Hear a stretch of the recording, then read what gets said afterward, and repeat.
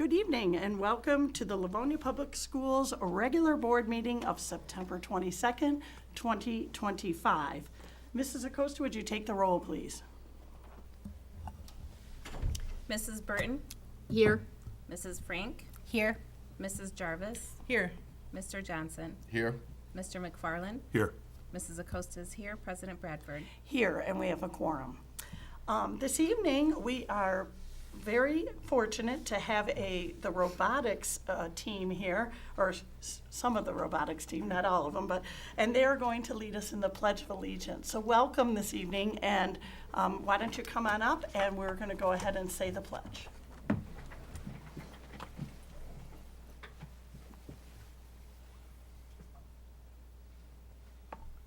I pledge allegiance To the flag of the United States of America and to the republic for which it stands, one nation, under God, indivisible, with liberty and justice for all. Thank you so much. All right, good evening. If you are here tonight physically at the meeting and you're joining us here, you can go and you need a copy of the agenda. You can find it out the doors to the left there on the table. If you're joining us from home, welcome. You can go to our LPS website at www.livoniapublicschools.org. Click on the school board tab, go down to board meeting information, and you will there find the meeting agenda for this evening. Tonight is a regular meeting or a voting meeting. If you've tuned in to watch this meeting, you will notice that there might not be a lot of discussion happening on some of the items. That's because we have seen and discussed these items multiple times prior to the meeting, mainly at our study sessions and at our committee of the whole meetings. If you wish to hear more depth regarding these items, we ask that you go back and watch the committee of the whole meeting. There you'll find much richer discussion and maybe many more questions. Our committee of the whole meetings are recorded and they can be found on our website and via YouTube now, so that's great. One other item I'd like to briefly mention is one of our community with character traits, respect. Our students learn, model, and follow this trait every day at school. Our board also follows and models this important trait here at the table.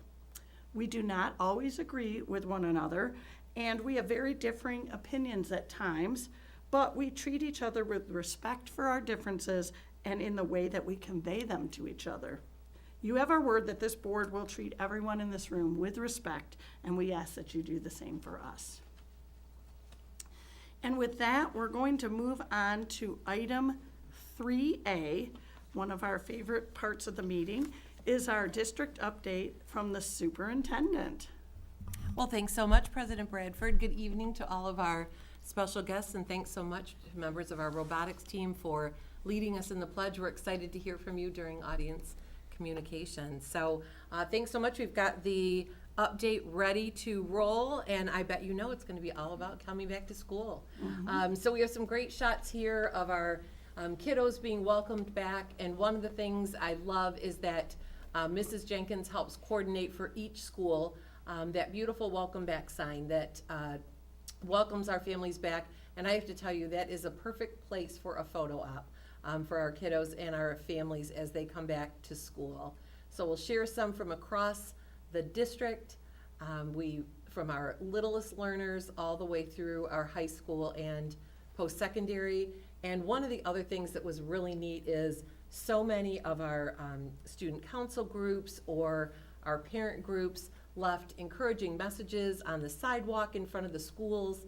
I heart school, you're gonna make new friends, it's gonna be a great day. So many of them left inspiring messages the night before school started, and that was great to see. I know one of the things that got a lot of positive feedback online were the shirts worn by the Link crew over at Stevenson that say, "You can sit with us." So it was a really important message that the upperclassmen gave as they welcomed freshmen in that morning. And then our kiddos got right off to learning and growing at Emerson, doing some great experiments with different energy sources. Love to see our kids working in teams and working collaboratively to get that synergy going. We see our Coolidge first graders here, they're in their math exploration station, all just already in the first few days of school. Mrs. Kaufman is our STEM teacher and teaches Project Lead the Way curriculum over at Buchanan. This is their newly renovated room, so you get a sneak peek of one of those learning areas.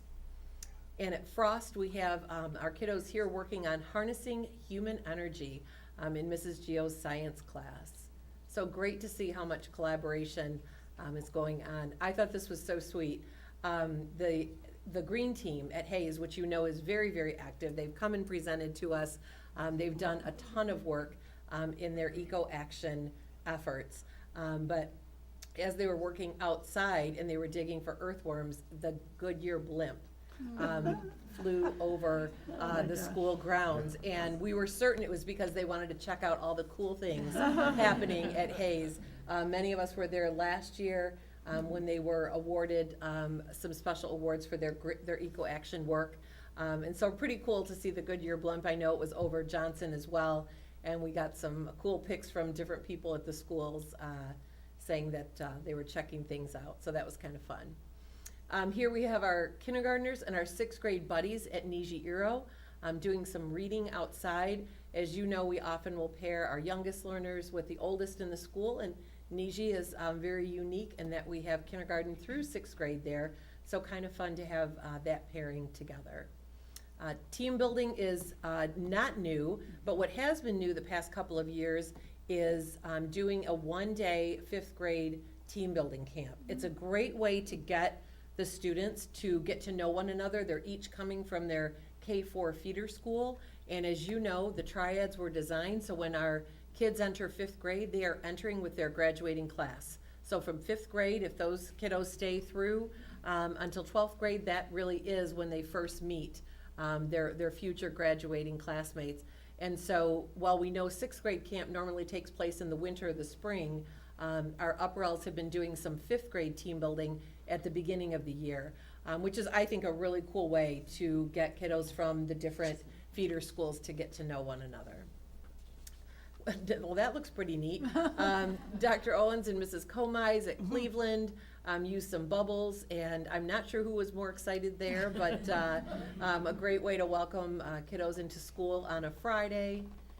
And then just these traditions that our schools have utilized for many, many years. You may have heard about the senior sunrise. So at each of our high schools, the first morning of school, the kiddos get there early. And I will tell you, high schoolers don't always love the early start. So the fact that they get there at sunrise, they take pics on the field and they start their year together. And so we know that senior year is a really, really big deal. And we think it's a really cool way for students to start together and the sunrise of the first day of school. Lots of color run kickoffs. They are happening in the next few weeks. As you know, our PTAs do a tremendous job of helping to raise funds that can be utilized for our students and for our schools, which we appreciate so much. And so we see some pretty happy faces here after a fundraiser kickoff, but it is that time. And many schools, again, doing color runs and doing other events that get the community involved. Many of us had a chance to attend two special events. The first one was Franklin's Hall of Fame, where they had at their first home game, Mr. Hall and Mr. DePonio and the members of the team there, along with Mr. Pacey and really their whole leadership team, worked to put together an amazing night. So they inducted a number of individuals and teams into the Franklin Hall of Fame. This is their third year.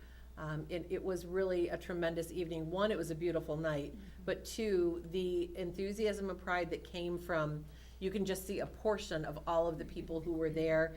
And then the POM ladies walked out each of the inductees, and we got to hear a little bit about them. Really such a well done, beautiful evening. Great to have so many alumni back in the house. And then just last week, not this past Friday, but the Friday before, Churchill celebrated their Hall of Fame inductees, and just a few shots from another beautiful evening. Many of you know superfan Joey. He's on the right picture there, but the left one in it. And Mr. Haig, former athletic director, came back to walk him out for that. And some other athletes were also recognized. And Mrs. Berg Grant was not able to be there, but she will be acknowledged at an upcoming home game.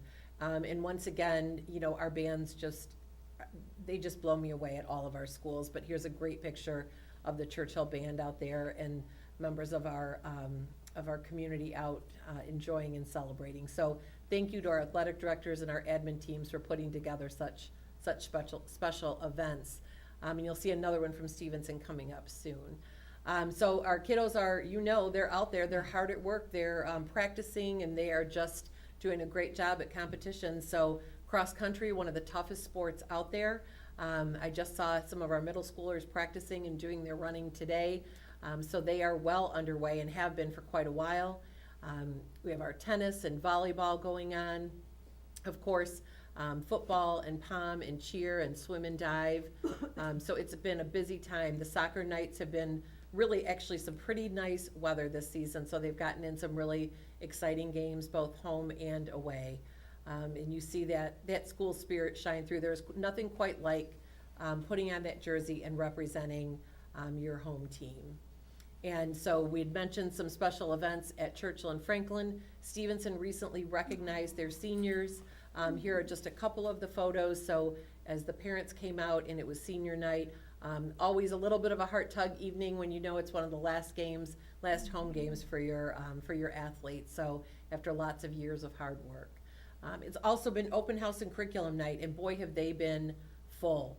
Here we have a couple of pics from the Livonia Career Technical Center. Mr. Mann was giving his criminal justice presentation. We had our students, both current and alum, in the auto area, and really a great chance to hear about what is coming ahead this year. And I just want to say again how appreciative we are when parents take the time to come out, whether it's walking your child's schedule, whether it's visiting the classroom and meeting the teacher, attending curriculum night, reading through the materials or the presentations. It really makes a difference. We have some folks looks like at Rosedale who made a point to make sure that there were some computers there ready for families to log on to get onto Parent Connect. And every school, and you saw in that last one, we had the PTA there as well. I have to say the PTA is brilliant because they've all gone to the QR codes. And how much easier is that to join PTA? Kelly, great job. Kelly and crew, right? It's so nice just to click rather than thinking, oh, I'll bring the slip. Oh, we'll write a check. Oh, we'll mail it back. Right there, great idea. Lots of folks joining on site, so that was wonderful. Here we already have LCTC hard at work. And as you know, they're doing you may not know, they're doing a build at their own site, building a shed, a nice size shed. So the cement is poured there and they are already hard at work.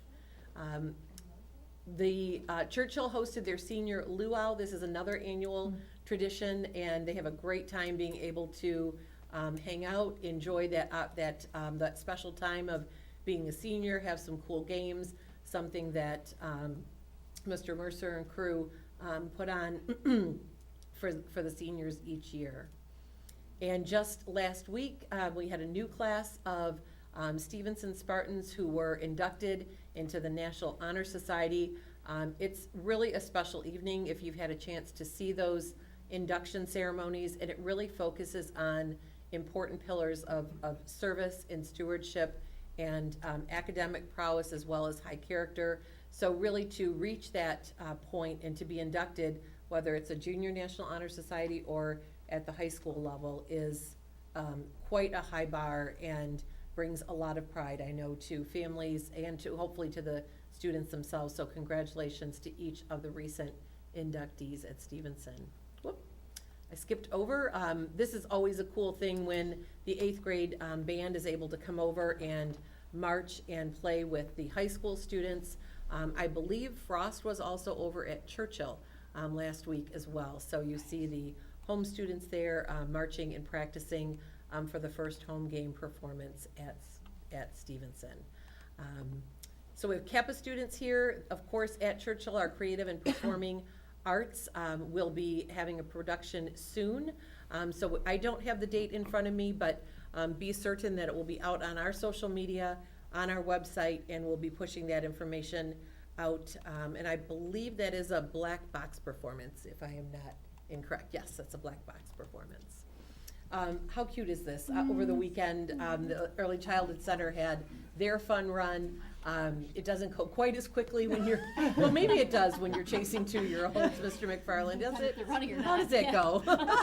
Are they running, are they walking, are they picking dandelions? But, Depends on the direction. pretty cool Depends on to, what origin you need them to run. yes, to have a nice day, and over 100 folks showed up to do that run. And some kudos, so many thanks to the Churchill Rotary Interact Club, did just a tremendous Touch a Truck event once again this year at Greenmead. Students literally organize everything, from the sponsors to the food trucks, getting the large vehicles. We're always so appreciative to have members of our transportation team there, and volunteers from the LPS Education Foundation, and members of the board. So congratulations to Churchill's Rotary Interact, who really do a tremendous, tremendous job. And, oh guys, does this look familiar? How about that? Some robotic success, oh yeah. The Warriors and the Tyros robotics teams competed at the Great Lakes Baybot Bash. Wow, Ooh. say that 4 times quickly. In Midland, and they performed very well. They were finalists, 2nd place in the competition. How cool is that? I love it. Do any of you see yourselves in that picture? Do we have a couple? Yes, excellent. How cool. All right.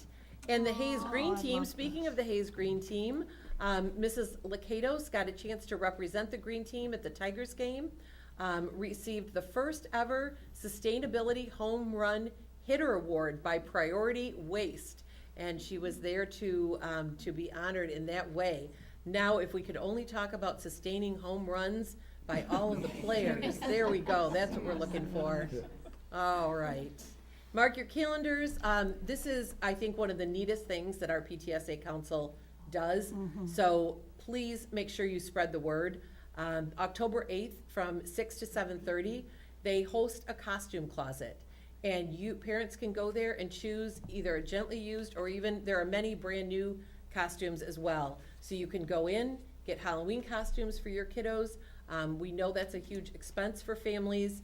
So again, it will be at Franklin, hosted by PTSA Council, Wednesday, October 8th. Your kiddos can come with you, try things on, take a look at what they have. I really think it's one of the neatest things that Council does each year. So are you looking for any donations, or are we good on? They can bring them that night if they want. Folks can bring costumes that night if you would like.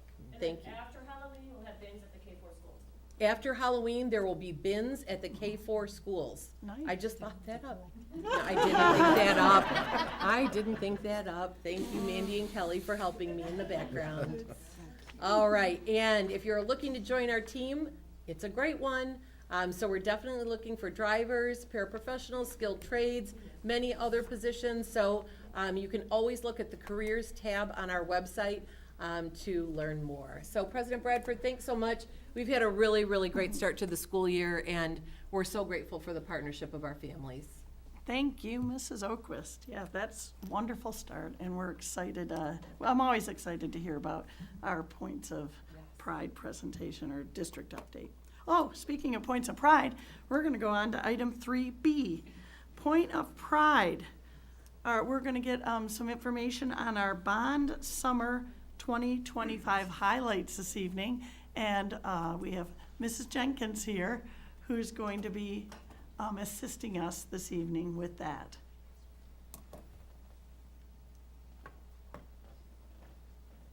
She's got it going. And President Bradford, along with Mrs. Jenkins, we have Mr. Paul Terrell here from Plant Moran Real Point, who will be partnering up with Mrs. Jenkins for the presentation. Well, welcome, Paul. All right. Good evening, President Bradford, members of the board, Superintendent Oquist. Tonight, we are excited to provide an update on the summer bond projects that were made possible through the 2021 bond issue. Joining me this evening is Paul Terrio, as was mentioned, from Plant Moran Rail Point. Welcome, Paul, and thank you so much for being here tonight. I'll call you up in just a second, okay? As you know, our schools have been undergoing some amazing transformations since the passage of both the 2013 and the 2021 bonds. The difference that the renovations have made in our school environments cannot be overstated. From the reimagined library media centers, which foster creativity, curiosity, and collaboration, to the dynamic STEM spaces that we call our idea factories, and let's not forget the transformation of our school kitchens during this most recent phases of the bond projects. Summer 2025 brought renovations to Buchanan Elementary, Grant Elementary, Johnson Upper Elementary, and Churchill High School. The massive LMC project at Churchill is still in progress, but we're very excited for its completion in the coming months. Once again, we would like to thank our LPS community for approving these bonds to make all of these renovations possible. So at this time, I'd like to invite Paul to join me at the podium. Mr.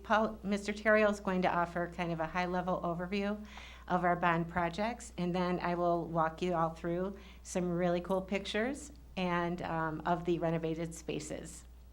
Welcome, Paul. Thank you. Just want to say I appreciate the opportunity to be here this evening, especially to see the superintendent's report of all the great things going on around the school district. It's funny, sometimes you get bogged down in contracts and design issues and delivery dates and field issues, and you sometimes forget that it's really all about helping the students learn, the teachers teach, and the community grow and be stronger. So appreciate that I was here this evening. I also am not sure where the last 4.5 years went, because it's been about that long since the bond passed back in May of 2021. We're about 80% of the way through.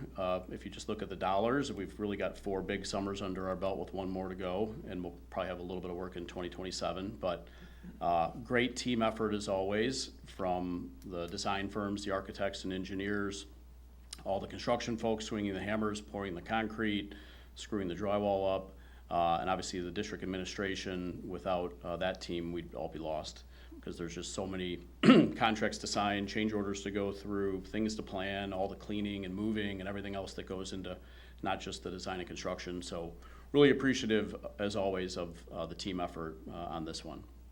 So I don't know if you have more stuff to go through. Perfect. Yep. Yeah. We're going to walk through the. Sure. We're going to walk you through some slides to give you a visual of some of these beautiful projects. So the summer 2025 bond projects, phase 4 of the 2021 bond.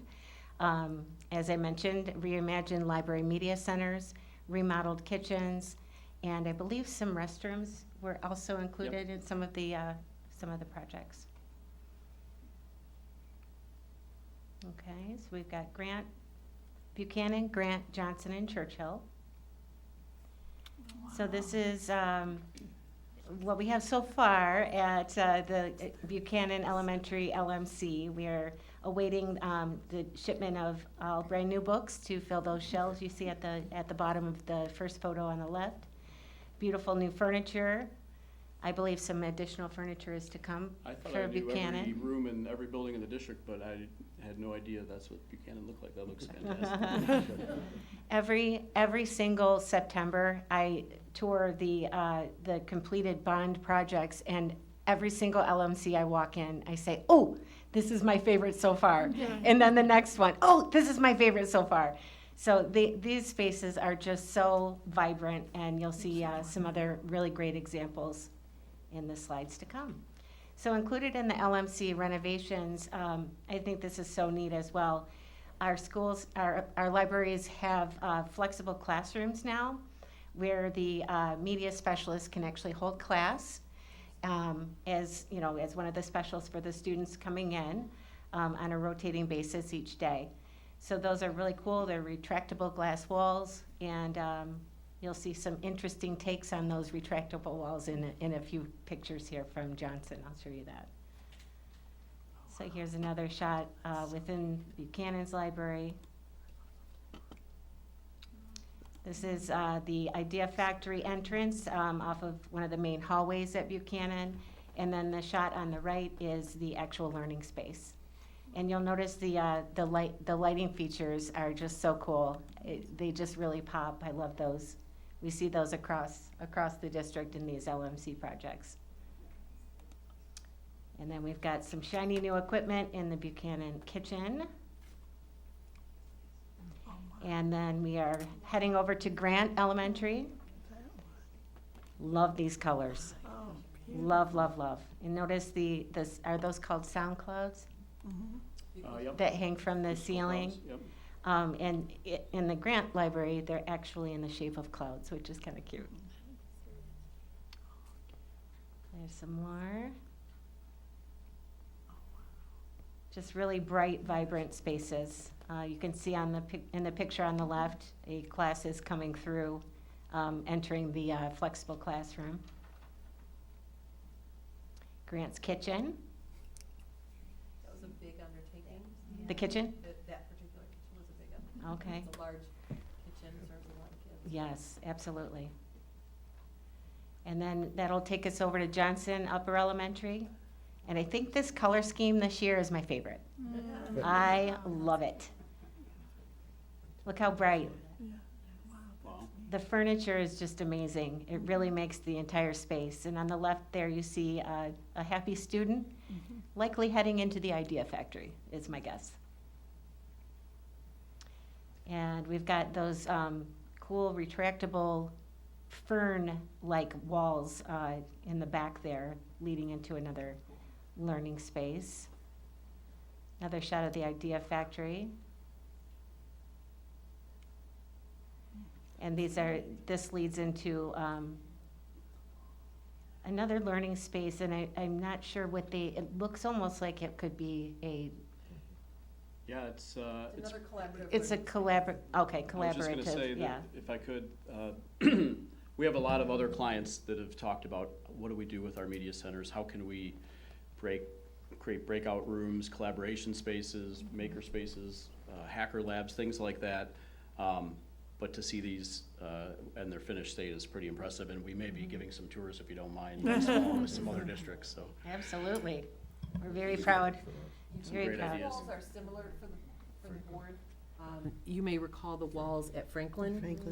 Where it divides off that section for yet another, as Mr. Terrell was mentioning, another collaborative workspace. And so this is very similar, where you can see through it and you can hear through it, but it does provide that barrier. Yeah.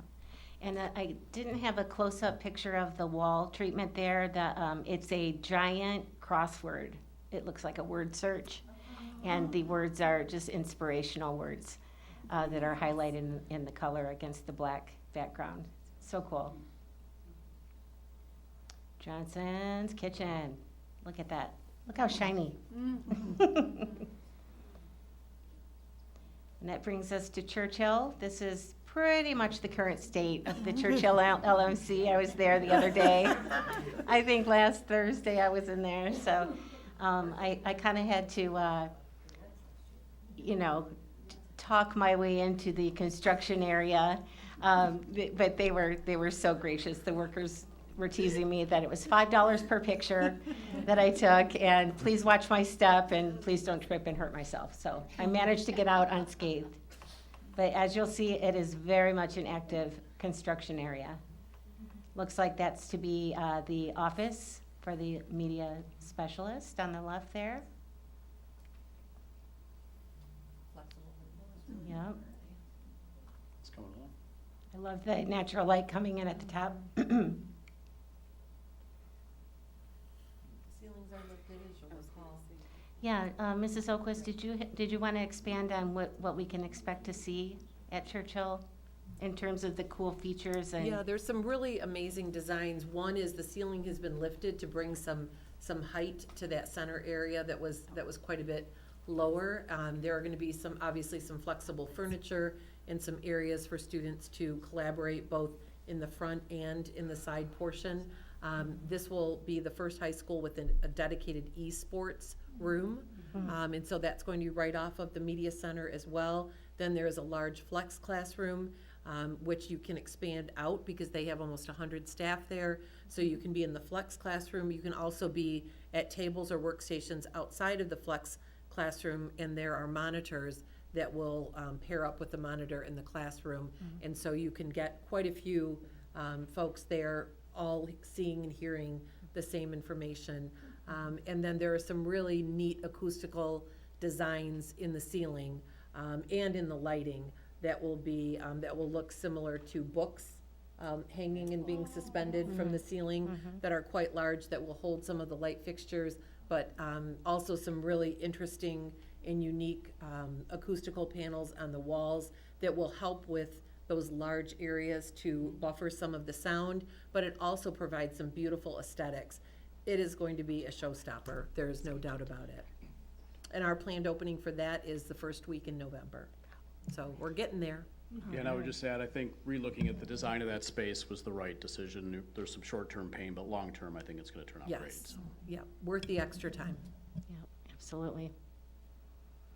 And once again, we'd love to thank our LPS community, the voters within the community, for approving these very important funds.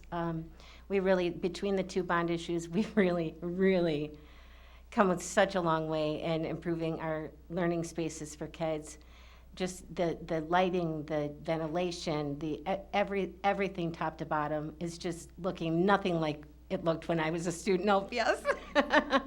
So it's just really a point of pride, and we plan to share this and other slideshows from previous work on our website, and also start a social media posting series, just so that the greater community can be aware of where their tax dollars have gone. So, thank you so much. Thank you.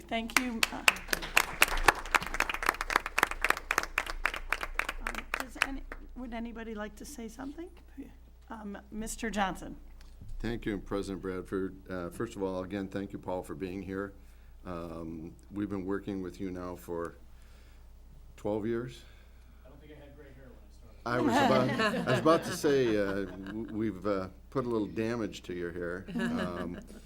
But it was one of the smartest things that we did, and I think Mrs. Burton and I were the only ones who were on the board at the time that we were working on the 2013 bond, was to hire Plant Moran Cressa as our owner's representative. You have saved us a ton of money. You've been with us every step of the way through this, not just yourself, but your entire team. We can't tell you how thankful we are that we had you to guide us through this. Also, as Stacy has said, we're so appreciative to the community for trusting in the school district and the board to spend the dollars that they appropriated for us into these projects. And I think it's critically important, as we do periodically, is to show the community where those dollars are going with photographs. So we have to be transparent in how we're using that money. And I think we do a great job of that. Hopefully, what we show here at the board meetings that we do so frequently, that so many more people could see where those dollars are going. And if you ever get a chance, go through the schools. You will just see an amazing transformation over the last 12 years, and it's been unbelievable. So, again, we want to thank you, Paul. Yeah, if I could just say thank you for the opportunity back in 2012 to work with the district. It was been a lot of fun along the way, and I think all the projects we've done have really helped transform the schools. I think it's been a great partnership every step of the way. A few bumps here and there. We'll get Churchill done, don't worry. But I think a lot of value added, a lot of great reinvestment in the community. You know, obviously without the community support, none of this happens. So just like to thank the board again and the administration as well. And to go just a bit further, you not only helped us with the bonds, but you helped us put together that 10-year sinking fund plan, Yep. Which has been really a godsend to us, to show us where we're going, where the money is going, have that work ongoing for those periods of time, telling us what projects we need to do when, what are our priorities for us, That has really, really helped us, I believe, in moving forward and getting the things done. And we always talk to them, boilers, parking lots, and roofs, although we can use those dollars for a few things more now.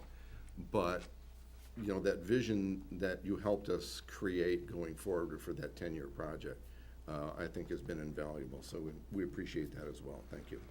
Yeah, for sure. Between the two bonds and the sinking fund, will probably be close to $500 million of reinvestment in the school district and the community, which is no small amount of money.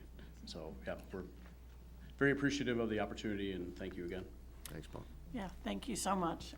Thank you for those, that commentary, Mr. Johnson, on behalf of the board. We appreciate that. Okay. All right, we are going to move on to item 3C, audience communications. Audience communications is a time set aside for the board to listen to the concerns of our community. It is not a question and answer period, but rather a time set aside for us to listen thoughtfully to your concerns. Each speaker will have up to 3 minutes to speak. Mrs. Frank is our timer keeper, and she will be taking the time this evening. When you hear the tone go off, we ask that you politely wrap up and finish up your comments. After, we will listen to audience communications for about 15 minutes. I believe we have about 5 different speakers, so we won't be going over our allotted time. If we go over that, we usually send the rest of the people to the end of the meeting, but I think we'll be able to get everybody in, which is good. The board is responsible for 3 main roles: hiring and evaluating our superintendent, adopting policies that give the district direction to set our priorities and achieve our goals, and also adopting and overseeing our budget. If your comments pertain to one of those 3 roles and you would like a response, you will expect to hear a response from one of the members of our board. If your comments pertain to anything else, or what we call the day-to-day operations of the school district, you should expect to hear from our superintendent or a member of the cabinet team. So we will go ahead and begin that process. So the first person up I have is Catherine Grunwald. Welcome, Catherine. I believe the mic, if it's on green, is it on green or red? Just tap it, it'll turn green. Okay, there. You're all set, thank you. Okay, thank you. Good evening. My name is Catherine Grunwald. I'm one of the senior captains for the Livonia Warriors robotics team, and tonight I want to tell you a little bit about our very successful season that we had. So the Warriors competed at 2 district-level events. We competed at our first one at Kettering University up in Flint, where we qualified in 5th place, were chosen by the First Alliance, and went on to win the event. We also won the Autonomous Award for our reliable auton during the entire competition, an award that we have not won before as a team. Our second district event that we competed at was the Livonia district that we host at Churchill every year.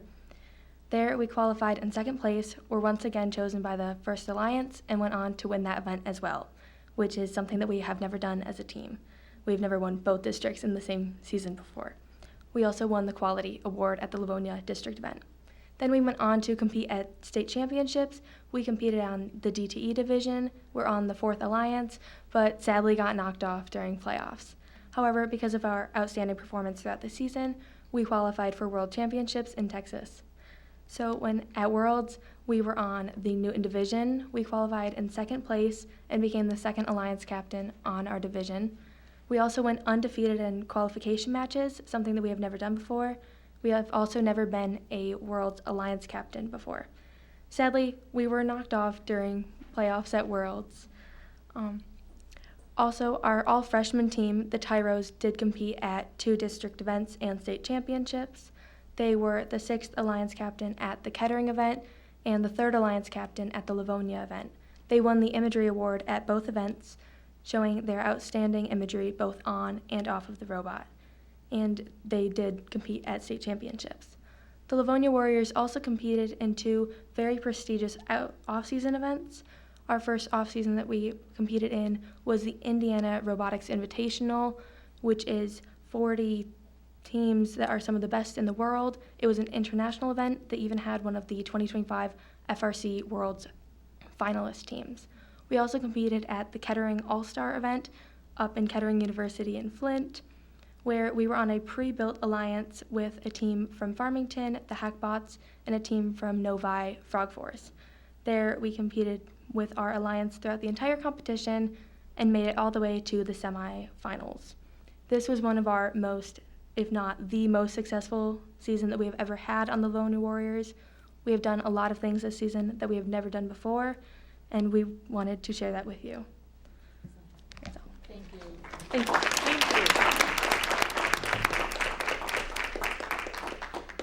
Wow, that was wonderful. Okay, our next speaker this evening is Reagan Spurlock.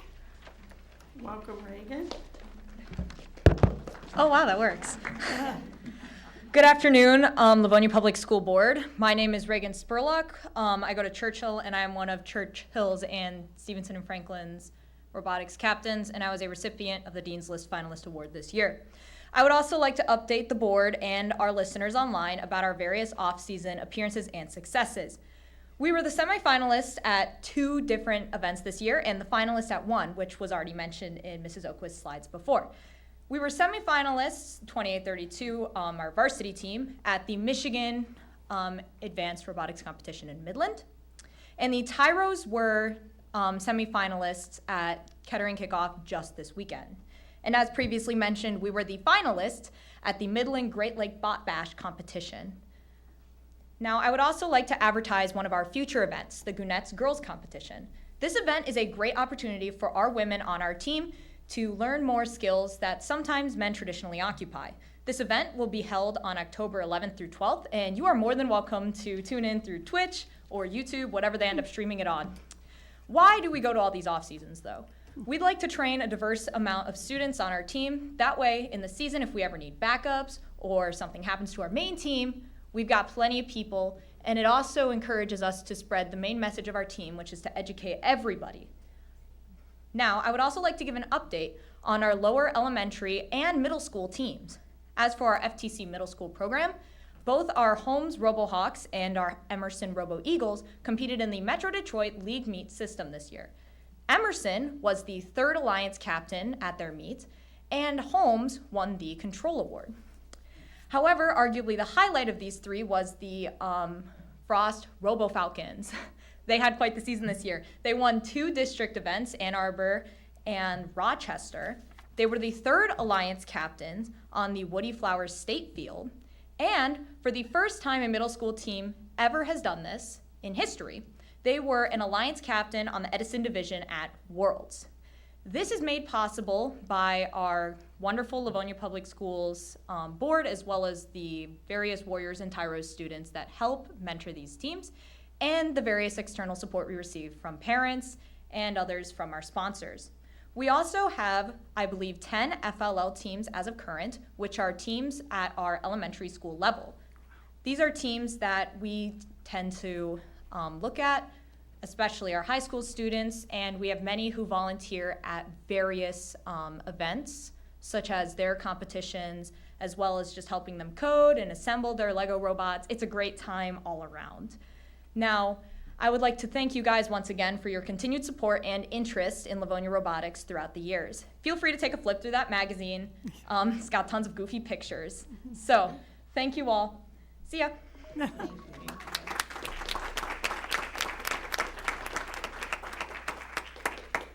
Nicely done. Okay, we have another speaker tonight is Ovia Jason Carr. Okay, that was not too bad. Welcome, Ovia. Ovia, did you chair Touch a Truck this year? I Were did, you the chair yes. of Touch a Truck? You did a great Aw. job. All right, we're going to hear from Ovia. Hello, my name is Ovia J. Sunker. I am a senior captain that attends Churchill High School of the Livonia Robotics team. I wanted to inform you guys about a lot of the events that we have led as a team that kind of brought in new members to our team and also celebrated the successes that we had throughout the year. In January, we held our kickoff for the season where we watched our robot game reveal and went over some ideas that we might have for the upcoming season. In February, we began our recruitment for next year, and introduced our Special Forces Squad, which is a new leadership kind of team to promote being involved in robotics and getting leadership roles within robotics as well. In March and April, we were focused on a lot of our competitions that we talked about earlier, and also we gave a demo to the Society of Women Engineers. In May, we hosted our award picnic that awarded all of our team members for their great successes this season, and also recognized the seniors that were graduating off of our team. In June and July, we focused on our off-season competitions like in the Indiana Robotics Invitational and Kettering All-Star. In August, we went to Bounce Back to School and Touch a Truck and gave demos to the kids that attended those events. And we also held Roush interviews for our seniors and alum, where Roush came in and interviewed our students and also went over their resumes to give them feedback. In September, we received the Ford Philanthropy Grant. This was awarded by the Ford Philanthropy team for the accomplishments that we have shown and also the service that we have provided throughout our community. This gave us $10,000 to buy 8 3D printers and create a printer lab and makerspace for our team. This is our second year receiving this award. Last year, we got $7,000 for robot cameras for our robots.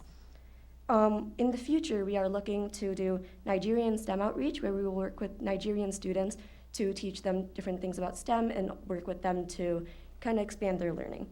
We are also hosting our Infinity Challenge once again, where we work with the Park School for the Autistic and the Garfield Skills Center to help build robots for them, and they get to play kind of like a little game and have a lot of fun learning about how to build robots. Thank you for your time. Thank you so much.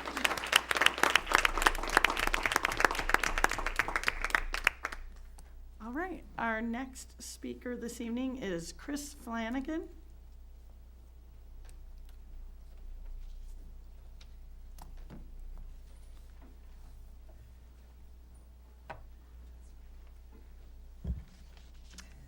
I am Chris Flanagan. I have been involved with Livonia Public Schools for 25 years.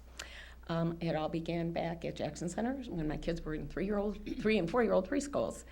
I have been on the PTA boards at elementary, upper elementary, middle school, and high schools. I currently am a Young 5 para at Coolidge, and I've always tried to support the district. I have been involved in many committees throughout the 25 years I've been around.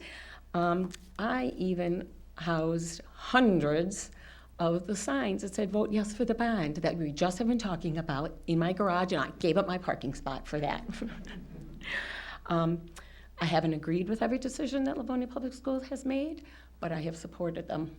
My 4 children received excellent educations in the years that 4 of them went to school here, and I am proud to say that I have a daughter who is a teacher in the district as well. But I'm here today regarding a safety issue, regarding the cuts that happened with our lunch coverage and our recess coverage. I can only speak on behalf of Coolidge because that's where I work. Mrs. Pearson, principal, has been phenomenal with coming up with ideas and ways to help support us, but there's a lot less of us with children outside on the playground and in the lunchroom. Cindy even came in today and was opening milk cartons and spilled the yogurt that spilled all over a couple of kids and cleaned it all up. So she has been really great. We do have some volunteers that are coming to help, but volunteers are volunteers and they have other things that may come up. And I am concerned about the kids with health issues.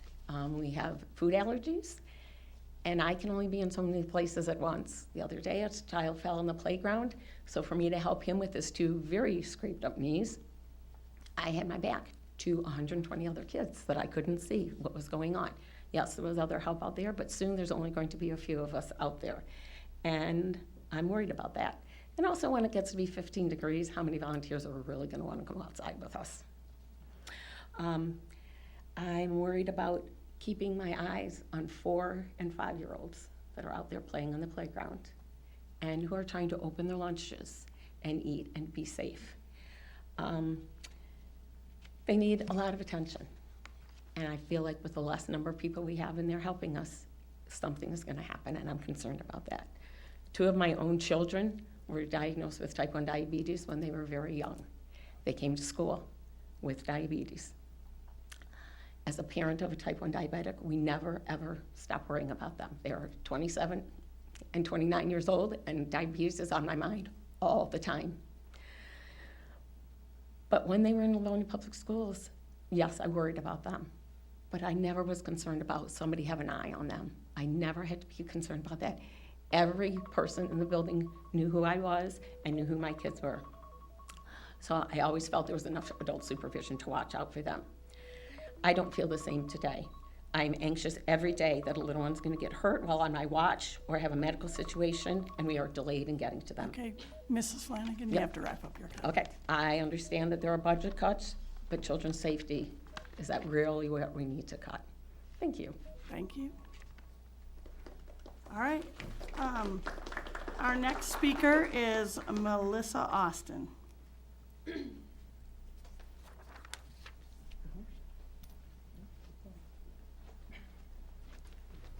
Hello. Hello. My name is Melissa Austin. I am a parent of 3 Livonia Public Schools students, and I also work as a noon monitor at Coolidge Elementary, and I'm also here to speak about recess and lunch safety. Specifically, the student to adult supervision ratio. At the beginning of the year, we were told as noon monitors that this year you get 100 students to 1 adult.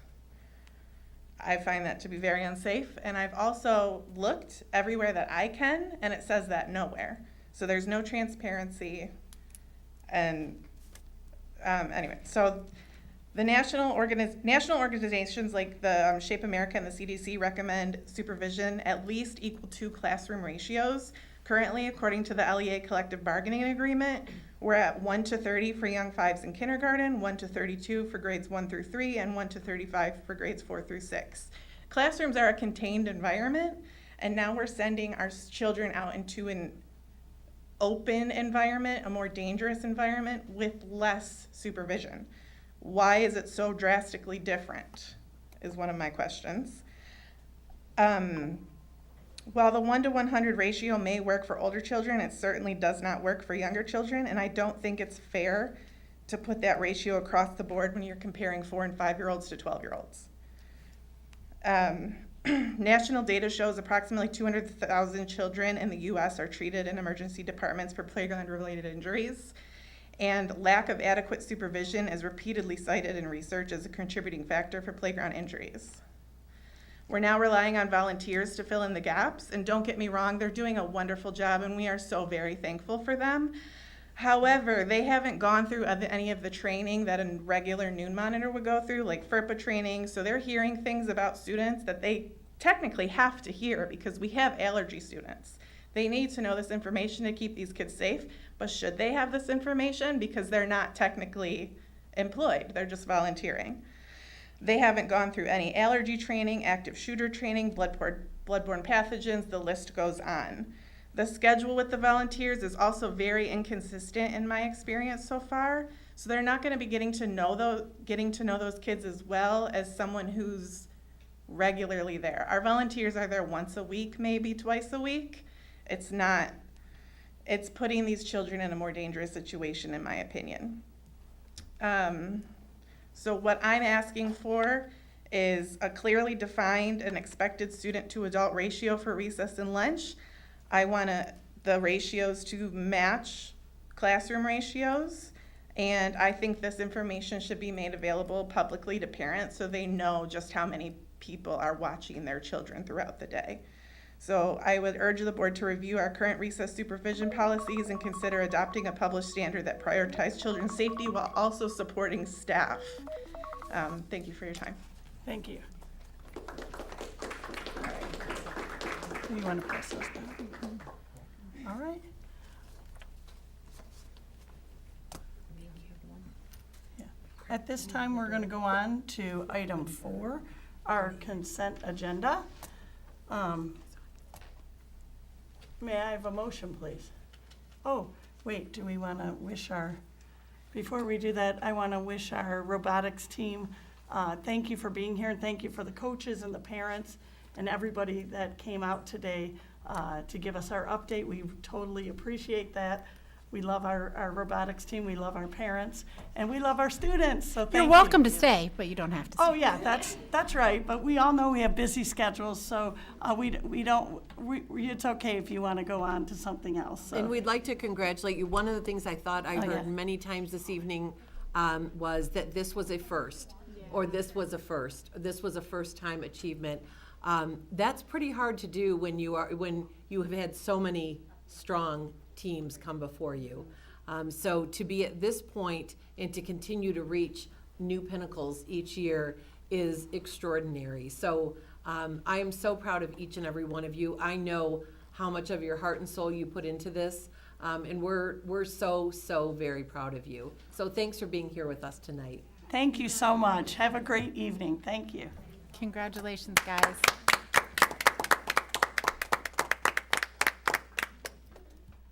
All right, now we'll move on to item 4, our consent agenda.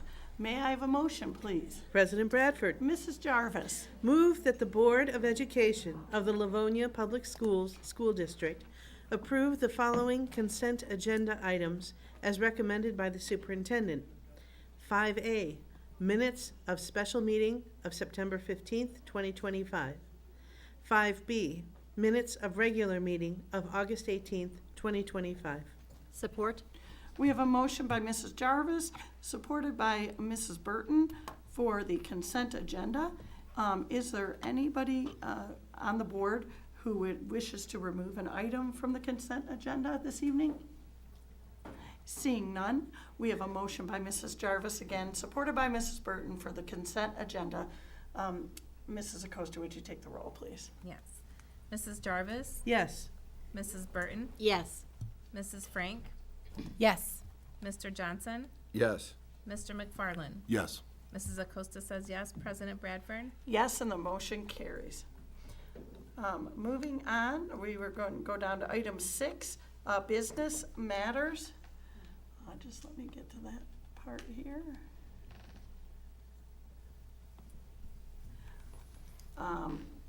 Item 6A is the approval of purchase of laptops. May I have a motion, please? President Bradford, Mr. McFarland. move that the Board of Education of the Livonia Public Schools School District approve the purchase of 90 Dell laptops, including ProDocs and storage upgrades from People Driven Technology, Byron Center, Michigan, for a total cost of $71,411.90. Support. We have a motion by Mr. McFarland, supported by Mrs. Jarvis, for the approval of the purchase of laptops. And this evening, we're going to hear from Mr. Green. Good evening, everyone. How's everybody doing tonight? Great. Thank you. As you recall, at the study session and last week, we discussed the request to purchase Dell laptops for our administrative team, our principals, assistant principals, and our coordinators in academic services. We discussed the 2 different models, the rationale for having 2 different models, and those have been tested out by our IT department. And as a reminder, this purchase is funded through the REMC Save Consortium. Thank you. Are there any questions or comments from the board? Seeing none, we have a motion by Mr. McFarland, supported by Mrs. Jarvis, for the approval of purchase of laptops. Mrs. Acosta, would you take the roll, please? Mr. McFarland? Yes. Mrs. Jarvis? Yes. Mr. Johnson? Yes. Mrs. Frank? Yes. Mrs. Burton? Yes. Mrs. Acosta says yes. President Bradford? Yes, and the motion is carried. All right, we're going to move on to item 7, instruction matters. This evening, we don't have any thing on the agenda, so we'll move to item 8, personnel matters. Item 8A is the teachers for approval. May I have a motion, please? President Bradford? Mrs. Acosta. Move that the Board of Education of the Livonia Public Schools School District accept the recommendation of the superintendent and offer employment for the 2025-26 school year to the teachers listed on the attached document. Support? We have a motion by Mrs. Acosta, supported by Mrs. Burton, for teachers for approval. This evening, we're going to hear from Mr. Francis. Good evening, Mr. Francis. Good evening. The new staff members we're presenting to the board this evening fill various needs in elementary education and in student services. They're very well qualified to fill their respective positions, and we're confident they will perform at a high level and represent LPS in a manner that is consistent with our shared vision and collective commitments. These positions have also been included in the 2025-26 budget. We are pleased to be recommending these talented professionals to join our LPS family, and with your approval, we're excited to have them working with our students. Thank you. You're Any welcome. questions or comments from the board? Welcome. Welcome to the district. Okay, we have a motion by Mrs. Acosta, supported by Mrs. Burton for teachers for approval. Mrs. Acosta, would you take the roll, please? Mrs. Acosta says yes. Mrs. Burton? Yes. Mrs. Frank? Yes. Mr. McFarland? Yes. Mr. Johnson? Yes. Mrs. Jarvis? Yes. President Bradford? Yes, and the motion carries. Moving on to item 8B, teachers for tenure. May I have a motion, please? President Bradford, Mr. Johnson? move that the Board of Education of the Livonia Public Schools School District accept the recommendation of the superintendent and acknowledge that the tenure status has been granted to the following teachers on the attached list, effective on the respective dates. Support. We have a motion by Mr. Johnson, supported by Mrs. Jarvis for teachers for tenure. And this evening, we're going to hear from Mr. Francis again. Our teachers for tenure on this agenda have successfully completed the district's requirements for probationary teachers, including years of service, evaluations of overall performance, and documentation of student growth. We have carefully reviewed all supporting materials along with the recommendations of our school administration and have verified that they should be granted tenure status with the Livonia Public Schools. We wish to offer our congratulations for reaching this milestone and look forward to their continued success working with Livonia Public Schools. Thank you very much. You're welcome. Any questions or comments? We want to congratulate all those on the list. It was quite a large list that we received. And we're just really proud that we have the longevity and the teachers that are staying with us and getting their tenure. So congratulations to all of those on the list on behalf of the board. We have a motion by Mr. Johnson, supported by Mrs. Jarvis for teachers for tenure. Mrs. Acosta, would you take the roll, please? Yes. Mr. Johnson? Yes. Mrs. Jarvis? Yes. Mrs. Frank? Yes. Mr. McFarland? Yes. Mrs. Burton? Yes. Mrs. Acosta says yes. President Bradford? Yes, and the motion carries. Moving on to item 8C, resignations. That is for board information only. Moving on to item 8D, retirements. May I have a motion, please? President Bradford, Mrs. Frank? move that the Board of Education of the Livonia Public Schools School District adopt the attached resolutions of appreciation for services rendered by Christina Barnes, Catherine Harrow, Tracy Leach, Joe Manis, Julie Rathgeber. Support.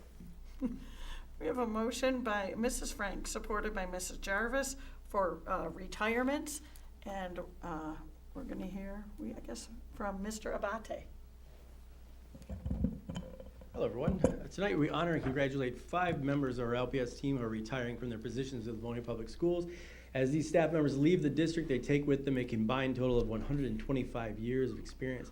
On behalf of the administration, I would like to thank these wonderful staff members for the dedicated years of service they provided to the students of Livonia Public Schools, and we ask the board to please adopt the attached resolutions of appreciation for our retirees.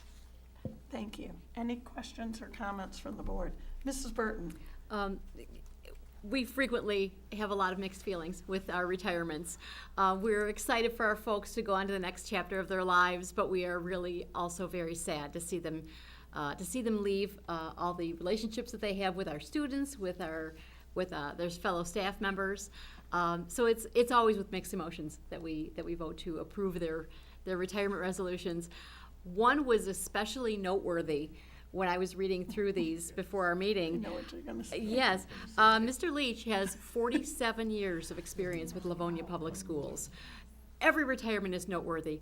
47 years is almost unheard of anymore. So that's just really amazing, and an extra congratulations and heartfelt thanks to Mr. Leach. Thank you for that comment. I had the opportunity to have Mr. Leach at our building as my kids were going through the school, and he happens to live in my neighborhood. And I'm just so pleased that after 47 years as being a dedicated custodian and all the years of his service, it has to be just amazing. So I am happy for all of these friends that are retiring, but I do wish to just wish Mr. Leach a very happy retirement. Mrs. Jarvis. Thank you. I'm going to add to the Mr. Leach stories. Unfortunately, none of my children were in schools where Mr. Leach was working, but he was working at the Career Center, and we had a meeting there one night. And as we were leaving at the end of our meeting, I got to my car and found out that I had a flat tire. And I called my husband, who, obviously hustled right over there. But Mr. Leach stuck around and waited with me outside not only until my husband showed up, but until the tire was fixed and replaced, and I was safely on my way. And I just thought that was so amazing. What a wonderful person. So I want to wish him every happiness in his retirement. Thank you. That's a great story. So, and congratulations to all of those. That's a lot of years of service. Yeah. Oh, Mrs. Oquist might be here for 47 years. Is that what I'm hearing? Okay, all right. All right, we have a motion by Mrs. Frank, supported by Mrs. Jarvis for retirements. Mrs. Acosta, would you take the roll, please? Mrs. Frank, Yes. Mrs. Jarvis, Yes. Mr. Johnson, Yes. Mrs. Burton, Yes. Mr. McFarland, Yes. Mrs. Acosta says yes. President Bradford? Yes, and the motion carries. Congratulations and happy retirement. All right, moving on to item 9, hearing from board members. 9A, the appointment of the 2025 MASB voting delegates. May I have a motion, please? President Bradford? Mrs. Burton.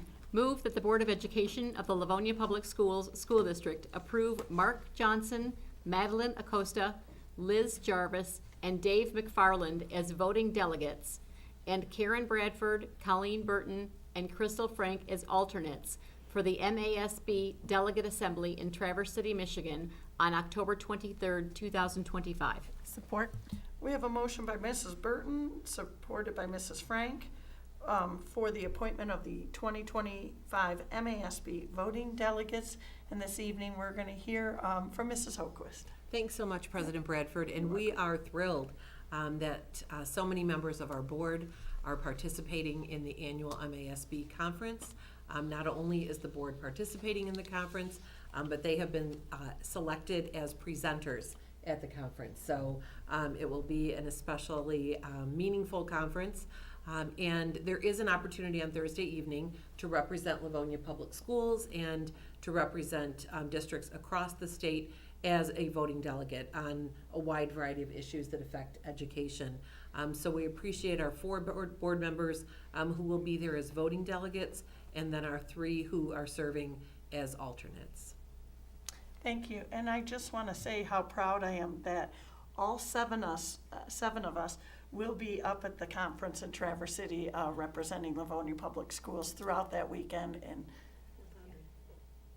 with our also esteemed superintendent. She will also be in attendance, so we can't leave her out either. But we're very excited about that. But I am proud that the board is taking their own personal time to go to that conference and spend time learning and growing as a board member. And what strikes me, I'm going to get teary-eyed, but I'm so proud of our board because we are always learning and growing, and we never stop. And I think that shows just how wonderful of a group of people we are who work together and are so dedicated. So I appreciate my board members very much. And my superintendent. Can't forget that because I appreciate her a ton too. Yes. Did she write that for you? Yes, I memorized it all day today. All right. And with that, we have a motion by Mrs. Burton, supported by Mrs. Frank, for the appointment of the 2025 MASB voting delegates. Mrs. Acosta, would you take the roll, please? Mrs. Burton, Yes. Mrs. Frank, Yes. Mrs. Jarvis, Yes. Mr. Johnson, Yes. Mr. McFarland, Yes. Mrs. Acosta says yes. President Bradford? Yes, and the motion carries. Moving on to item 9B, we have a second reading bylaw of the Board BBC, Board Member Expense and Development Opportunities. May I have a motion, please? President Bradford. Mrs. Jarvis. Move that the Board of Education of the Livonia Public Schools School District accept the recommendation of the Policy Committee and adopt board policy language per the attached document for bylaws of the board, board operations, BBBC, board member expenses and development opportunities. Support. We have a motion by Mrs. Jarvis, supported by Mrs. Frank, for the second reading bylaw of the board, BBBC, board member expense and development opportunities. This evening, we're going to hear from Mrs. Oquist. Thank you so much, President Bradford. We have reviewed BBBC. I do want to make one additional modification to one of the bullets. So while the base of the policy has stayed the same, we did update the bullets. And since I am recommending the addition of one word based on our conversation since our last meeting, I think I should read through the 4 bullets, even though this is the second reading. Please do. Okay, so the first 3, there are no changes, but I will read them. I'll start with the correct word. Direct district expenditures must be approved by the board at a voting board meeting prior to the expenses being incurred. Individual board member reimbursements must be approved at a voting board meeting prior to the payment of the reimbursement to the board member. Third bullet, in order to facilitate the aforementioned approvals, the board will bring forth an annual request for approval at the start of each school year with the intent of pre-approving anticipated professional development expenditures. The fourth bullet, any board member expenditures associated with out-of-state events or travel and/or any board, and we're going to include the word member, any board member expense that totals $1,500 or above must be brought to a voting board meeting separate from the annual pre-approval request for approval prior to the expense being incurred. So we talked last time about clarifying that this is not a total or collective expenditure of the board. So I did add member in the first line, and there was a request that we have member also added in the second line. So when you see and/or any board expense, it will say board member expense. And so that's what you would be voting on this evening. Thank you for the clarification, and that's why we do have a first and second reading, so that we can make sure that we have everything set to how we would like it. So thank you for doing that. All right, we have a motion by Mrs. Jarvis, supported by Mrs. Frank, for the second reading bylaw of the board BBBC, board member expense and development opportunities. Mrs. Acosta, would you take the roll, please? Mrs. Jarvis? Yes. Mrs. Frank? Yes. Mr. McFarland? Yes. Mr. Johnson? Yes. Mrs. Burton? Yes. Mrs. Acosta says yes. President Bradford? Yes, and the motion carries. Moving on to item 9C, second reading, removal of board policy DFB, federal and state aid.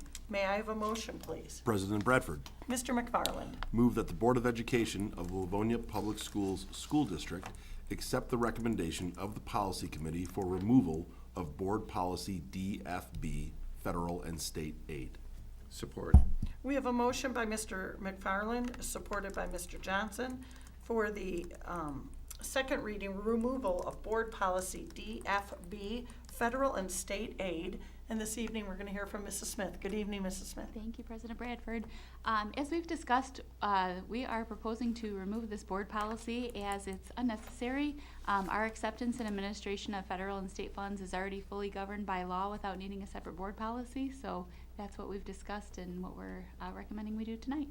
Thank you. Any questions or comments? Seeing none, we have a motion by Mr. McFarland, supported by Mr. Johnson, for the second reading removal of board policy DFB, federal and state aid. Mrs. Acosta, would you take the roll, please? Mr. McFarland? Yes. Mr. Johnson? Yes. Mrs. Jarvis? Yes. Mrs. Frank? Yes. Mrs. Burton? Yes. Mrs. Acosta says yes. President Bradford? Yes, and the motion carries. Moving on to item 9D, second reading removal of board policy DJCA, pay day schedules. May I have a motion, please? President Bradford? Mrs. Acosta. Move that the Board of Education of the Livonia Public Schools School District accept the recommendation of the Policy Committee for the removal of Board Policy DJCA, payday schedules. Support. We have a motion by Mrs. Acosta, supported by Mrs. Frank, for the second reading removal of Board Policy DJCA, payday schedules. And Mrs. Smith again. Thank you, President Bradford. We've also discussed removing this board policy as employees do not rely on the board policy to determine their payday schedules, as those details are already outlined in contracts and posted on the district's website. Thank you. Any questions or comments? Seeing none, we have a motion by Mrs. Acosta, supported by Mrs. Frank, for the second reading removal of Board Policy DJCA, payday schedules. Mrs. Acosta, would you take the roll, please? Mrs. Frank. Yes. Mrs. Jarvis. Yes. Mr. Johnson. Yes. Mrs. Burton. Yes. Mr. McFarland. Yes. Mrs. Acosta says yes. President Bradford. Yes, and the motion carries. Moving on to item 9E, the second reading Board Policy GAEA, discriminatory harassment of employees or applicants for employment. May I have a motion, please? President Bradford, Mr. Johnson. move that the Board of Education of the Livonia Public Schools School District accept the recommendation of the Policy Committee and adopt board policy language per the attached document for Board Policy GAEA, discriminatory harassment of employees or applicants for employment. Support. We have a motion by Mr. Johnson, supported by Mrs. Jarvis, for the second reading Board Policy GAEA, discriminatory harassment of employees or applicants for employment. This evening, we're going to hear from Mr. Abate. Yes, thank you. So after the first reading, there were a couple of suggestions which I've incorporated into this. There was an ask to rearrange the initial list of folks to whom this applies, which is a good suggestion. So now you see the "or others doing business with the district" coming at the end of the sentence as opposed to the middle, which was confusing. We also had some clarification requested on what would happen in the odd circumstance of someone charging both the board president and the vice president of harassment, and we have noted there, as requested, that the incident should be reported to the Title IX coordinator. There were no other suggestions. Everything else remains unchanged in the first reading. Would you like me to take you back through, or do you feel? No, I think we're okay. We did go over this thoroughly at the Committee of the Whole meeting. So if everybody's okay with that? Yep. Okay, Absolutely. Ed, we'll go ahead and continue. Thank you. We have anybody have any questions regarding that? No.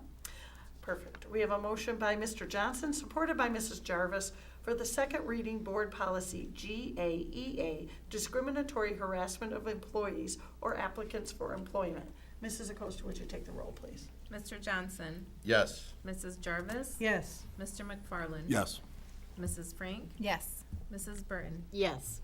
Mrs. Acosta says yes. President Bradford. Yes, and the motion carries.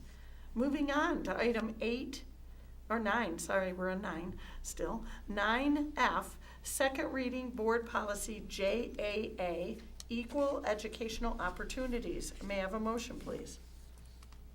President Bradford. Mrs. Frank. Move that the Board of Education of the Livonia Public Schools School District accept the recommendation of the Policy Committee and adopt board policy language per the attached document for Policy JAA, Equal Educational Opportunities. Support. We have a motion by Mrs. Frank, supported by Mr. McFarland, for the second reading of Board Policy JAA, Equal Educational Opportunities. And this evening, we're going to hear from Mrs. O'Brien, right?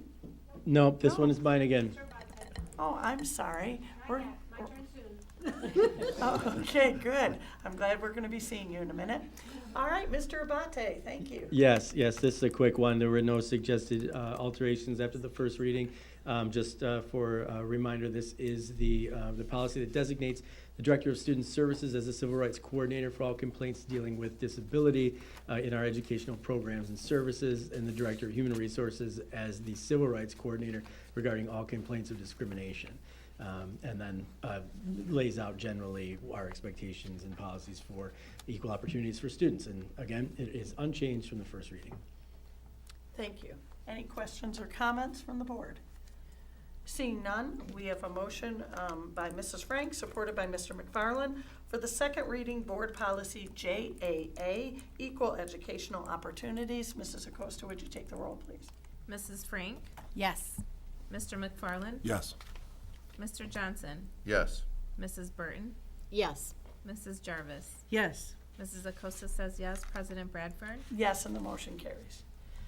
Moving on to 9G, second reading Board Policy JCED, Discriminatory Harassment of Students. May I have a motion, please? President Bradford. Mrs. Burton. Move that the Board of Education of the Livonia Public Schools School District accept the recommendation of the Policy Committee and adopt board policy language per the attached document for Board Policy JCED, Discriminatory Harassment of Students. Support. We have a motion by Mrs. Burton, supported by Mr. Johnson, for the second reading of Board Policy JCED, Discriminatory Harassment of Students. And this evening, we're going to hear from Mr. Abate. Yes, thank you. The same reordering of the list in the beginning was made, so we moved the others doing business with the school district to the end of the sentence, so that should read better. And we also wanted to make this policy consistent with the ones that we'd seen prior related to it. So these shalls have been changed to should promptly in all of those areas that would match our other policies on this topic. And those are the only suggested changes from the first reading. Everything else remains as is. Thank you. Any questions or comments from the board? Seeing none, we have a motion by Mrs. Burton, supported by Mr. Johnson, for the second reading Board Policy JCED, Discriminatory Harassment of Students. Mrs. Acosta, would you take the roll, please? Mrs. Burton? Yes. Mr. Johnson? Yes. Mr. McFarland? Yes. Mrs. Jarvis? Yes. Mrs. Frank? Yes. Mrs. Acosta says yes. President Bradford? Yes, and the motion carries. Okay, so we're going to move on to item 9H. So the first several of those were second readings, which needed approval from the board. These last board policies are first readings, so it will not require a vote until our next regular board meeting. And however, we will go over with them right now. This will be our first reading. Item 9H, first reading of board policy GAAA, non-discrimination. And this evening, we are going to hear from It's me. Mr. Abate again. Yes, thank you. Okay. So this is a personnel policy. It's very significant. Civil rights in Title IX is the one from which most of the others we've gone through stem. So I will take you through it, if you're ready. Mm-hmm. All right. Personnel non-discrimination, civil rights in Title IX. Livonia Public Schools will not discriminate against any person on the basis of sex, including harassment on the basis of sex stereotypes, sex characteristics, pregnancy or related conditions, sexual orientation and gender identity, race, color, national origin, religion, height, weight, marital status, age, handicap, or disability. The district reaffirms its longstanding policy of compliance with all applicable federal and state laws and regulations prohibiting discrimination. Civil rights complaints. The Director of Student Services is appointed the Civil Rights Coordinator regarding complaints of disability, handicap, discrimination involving educational services, programs, and activities. The Director of Human Resources is appointed the Civil Rights Coordinator regarding all other complaints of discrimination. The Civil Rights Coordinator is designated to receive and resolve complaints from any person who believes that he or she may have been discriminated against in violation of this policy. Any person who believes he or she has been discriminated against in violation of this policy should promptly file an oral or written complaint with the Civil Rights Coordinator. The Civil Rights Coordinator will then be responsible for coordinating the district's response in a fair and equitable manner, consistent with relevant laws, district policies, and administrative procedures. If the coordinator determines that a violation has occurred, the coordinator shall make a determination in writing, propose a fair resolution of the complaint, and deliver the determination to the complainant, respondent, and the superintendent. The complainant may appeal the Civil Rights Coordinator's determination to the superintendent by so notifying the superintendent in writing within 10 calendar days of receiving the determination. The superintendent may conduct additional investigation of the facts and circumstances surrounding the complaint. The superintendent shall affirm or reverse the civil rights coordinator's decision and, if warranted, implement the civil rights coordinator's proposed resolution or a modification thereof. The superintendent's decision shall be final. A person is not required to use the procedure outlined above and may instead file a complaint directly with the U.S. Department of Education Office for Civil Rights, 600 Superior Avenue East, Suite 750, Ohio 44114-2611. Title IX Sex Discrimination Complaints. Livonia Public Schools prohibits sex discrimination in all programs and activities that the district operates as required by Title IX and the Title IX regulations. Sex-based harassment is a form of sex discrimination, which means harassment on the basis of sex, including harassment on the basis of sex stereotypes, sex characteristics, pregnancy and related conditions, sexual orientation, and gender identity, that falls within one of the following categories. 1, quid pro quo harassment. An employee, agent, or other person with authority to provide an aid, benefit, or service under the district's educational programs or activity explicitly or impliedly conditions the provision of such an aid, benefit, or service on a person's participation in unwelcome sexual conduct. Number 2, hostile environment harassment. Unwelcome sex-based conduct that, based on the totality of the circumstances, is subjectively and objectively offensive and is so severe or pervasive that it limits or denies a person's ability to participate in or benefit from the district's education program or activity, i.e. creates a hostile environment. Point 3, specific offenses including sexual assault, dating or domestic violence, and stalking. Sex discrimination, including sex-based harassment, is covered by this policy when it occurs on the district's education program or activities in the United States. Conduct occurs under the district's education program or activity when it is subject to the district's disciplinary authority. This includes conduct that occurs on school property through use of school property, e.g. during online learning or when the district's network or computer systems, or when using the district's network or computer systems, at school-sponsored events or activities, e.g. field trips, athletic events, extracurricular activities, and in off-campus settings if the conduct is sufficiently serious or severe that it could contribute to a hostile environment within the district's education programs or activities. Livonia Public Schools encourages anyone who believes that they have been subjected to sex discrimination or has knowledge of another person being subjected to sex discrimination in connection with the district's programs or activities to promptly report their concerns directly to the LPS Title IX coordinator. If an alleged Title IX violation has been first reported to a school administrator or any staff member in the district, an allegation must then be reported directly to the LPS Title IX coordinator. When the Title IX coordinator receives a report about conduct that may reasonably constitute sex discrimination, the Title IX coordinator will be responsible for coordinating the district's response in a fair and equitable manner consistent with Title IX and its regulations. We have moved the legal references that used to exist in the very first paragraph to the bottom where they typically belong, and we have added the Age Discrimination Employment Act to that mix. And that is all. Oh, thank you. Well, that was a great job. That was a long policy, so we appreciate you reading it into our books. Mr. Johnson, did you have a comment? Yes, thank you, President Pratt. I have two. At the end of, in the middle of page 2, where it says the U.S. Department of Education Office of Civil Rights, 600 Superior Avenue East, Suite 750. What city in Ohio? We're not, we don't have a city. It just says Ohio. Oh, that's a great point. And do we know that that address is still current? Did we check on that? Just making sure that that's the actual address still. Well, President Bradford, that is most certainly about to happen. Good, all right. I'm sure it's Okay.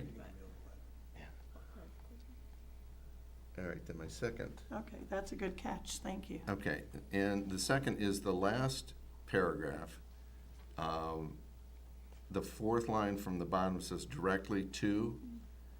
Well, Mr. Abati read it directly to the LPS Title IX coordinator. It says to an LPS. So we only have one Title IX coordinator, I'm presuming. That's correct. I'm sorry, Mr. Johnson, where did you see that again? The fourth line up from the very bottom on the third page, Tony, it says it starts directly to an LPS Title IX Coordinator. It should Do you be see to that? the. Yeah, I see it. You I see read it. Yep. You read it to the, but it says to and. Yeah, it's funny. So we'll Yeah, make it's that how change. your mind, Yep. Yep. Yeah, you'd read it correctly. It's just written wrong. Mhm. That's it. Thank you, President Bradford. Thank you, Mr. Johnson. That means that you were listening well, so good job. We were all listening well because that's a very, very important policy to go through. Is there any other comments? Okay, so this will be put on for a second reading at our next October board regular meeting. All right, moving on to item 9I, first reading board policy IDAC kindergarten. Oh, all right. I like this one. And this is going to be Mrs. O'Brien. See, now we get to hear from Mrs. O'Brien. So thank you, Mrs. O'Brien. Thank you, President Bradford. As we discussed at both the study session and the committee of the whole, this policy was written in 1988 and reviewed in 2014, and I am going to read the changes that we've made. It is under instructional program, kindergarten. The Board of Education recognizes the importance of providing a kindergarten education to students, even though it is not required by the state of Michigan. The school district shall offer a full-day kindergarten program to all eligible children residing within the district. The program will be designed to provide developmentally appropriate learning experiences that support students' social, emotional, and academic growth and will align with state standards and requirements. Thank you. Any questions or comments? No needed changes. Okay, that's read into the record at this meeting, so that will be brought before a vote for a second reading at our October 20th meeting, regular meeting. All right, we're going to move on to item 9J, the first reading of board policy IDB, health education. And this evening, we are going to hear from Mrs. O'Brien again. Thank you. This policy, again, is under instructional program, and it is health education. It was original from 2017, and the changes we discussed at both the study and the committee of the whole are as follows. The Board of Education establishes that the providing of consultative and preventative health services, e.g. vision screening, is generally the responsibility of county government, and that the treatment of individual children is a parental responsibility. Wayne County Health and Human Services is a resource the school district will utilize to provide support to staff, families, and students as needed. The school district will provide health education based on content standards and expectations from the Michigan Department of Education. Great, thank you. Yeah, we had made some changes to that one, and thank you for doing that for us. Are there any questions or comments regarding that one? Mrs. Acosta? Is it preventive or preventative? Oh, yes, that's not. I know that Mrs. O'Brien read preventative, but it. Good, nice catch on that, yep. So we'll change the written. Change the written portion for that. Okay, all right, we're gonna go ahead and move on. Preventive is correct. Right. Mrs. Jarvis, did you have something to say? No, it's just commenting that preventive is correct. Oh, we're keeping it preventive, we're not making preventative? Consultative and preventive health services, so I read it incorrectly. It's written correctly. That's exactly correct. Are you correct on Correct. Yeah, either one I think would be good, but since it says preventive, that's what we're gonna go with, correct? Okay. Is that, okay, Okay. thank you. All right, moving on to item 9K, first reading of board policy IDBB, drug education. And this evening, we are gonna hear from Mrs. O'Brien. Again, thank you. Thank you, President Bradford. You're welcome. Policy IDBB, instructional program, It was formerly called drug education, and we have changed the title to substance abuse education. This, again, it was originally from 1988 and reviewed in 2014. And the changes we discussed at study and committee of the whole are as follows. The Board of Education recognizes that many health problems caused by substance abuse may be reduced through a comprehensive health education program dealing with the effects of addictive substances such as nicotine, alcohol, and narcotics. The school district shall provide educational opportunities through physical education, health, and other courses at appropriate levels of schooling for learning about the physiological, hygienic, and psychological effects of substance abuse. Does anybody have any questions or comments? Mrs. Jarvis? Thank you. In the first paragraph, the third line, after the words such as, the comma should not be there. Thank you. Any other questions or comments regarding this policy?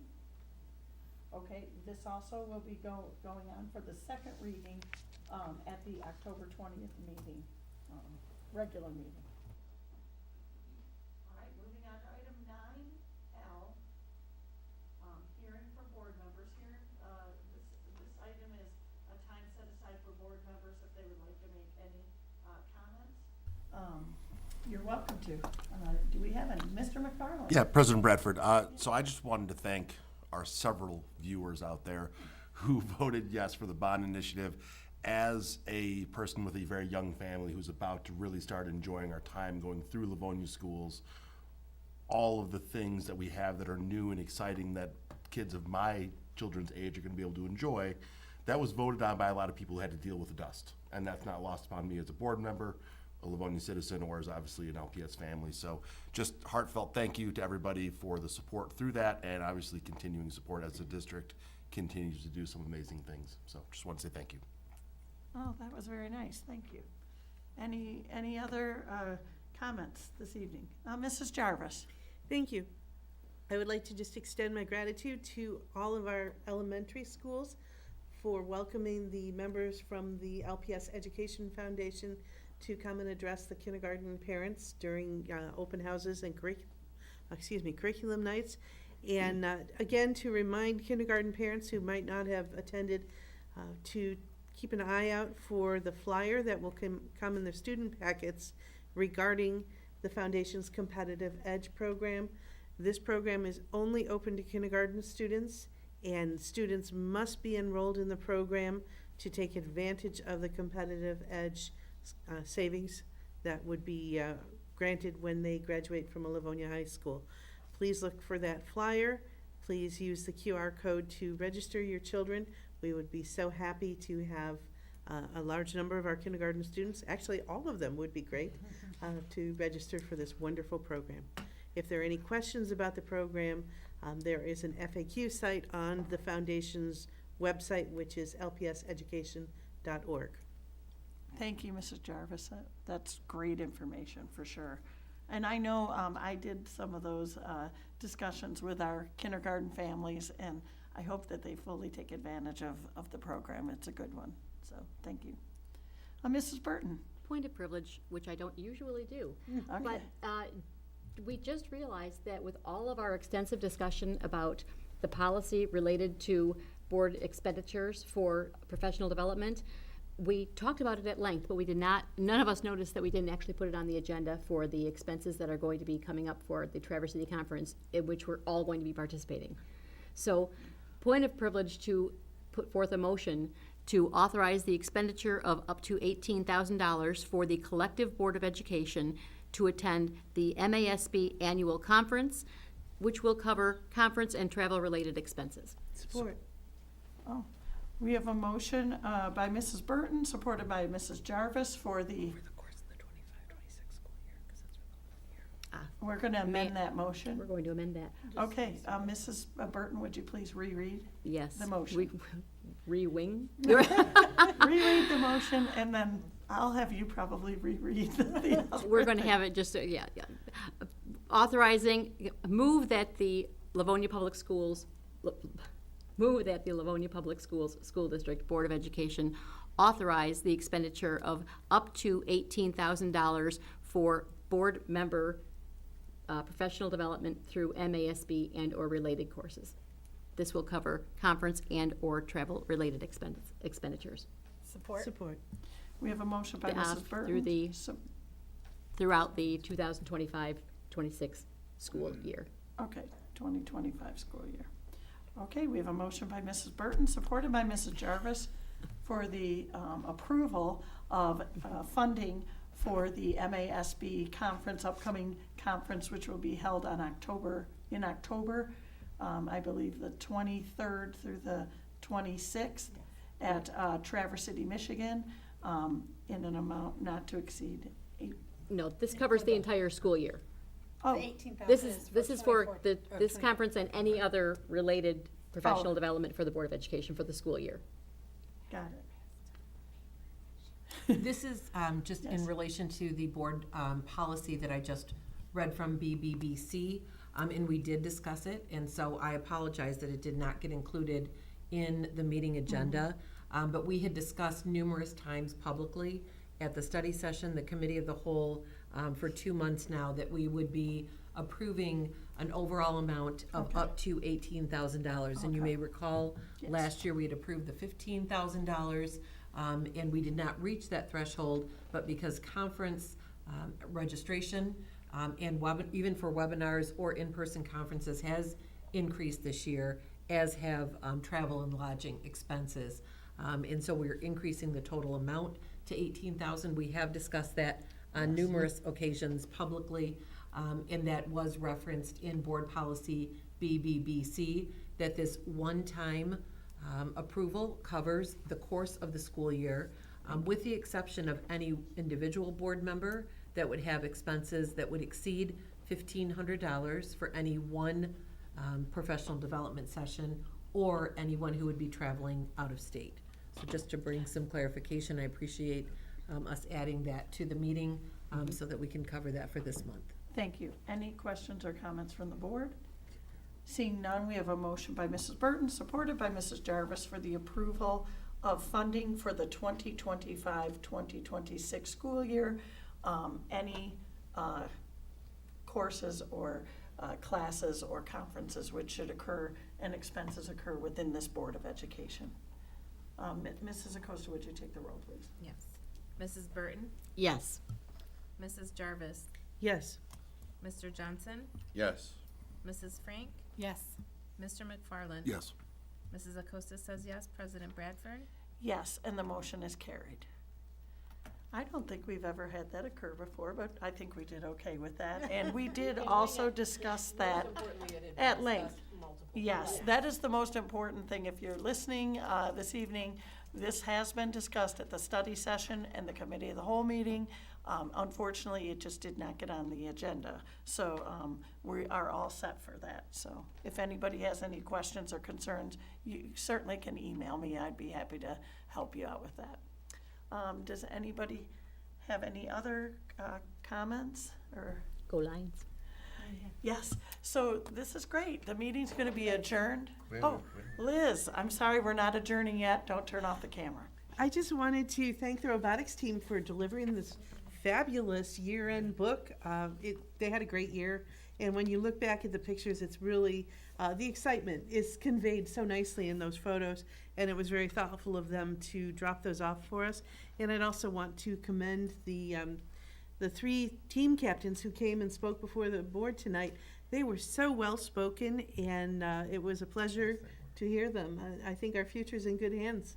Sounds like it, for sure. Okay, and with that, we're gonna say go Lions, and our meeting is adjourned, and we hope to see you at our next committee of the whole meeting soon in October. It's October already.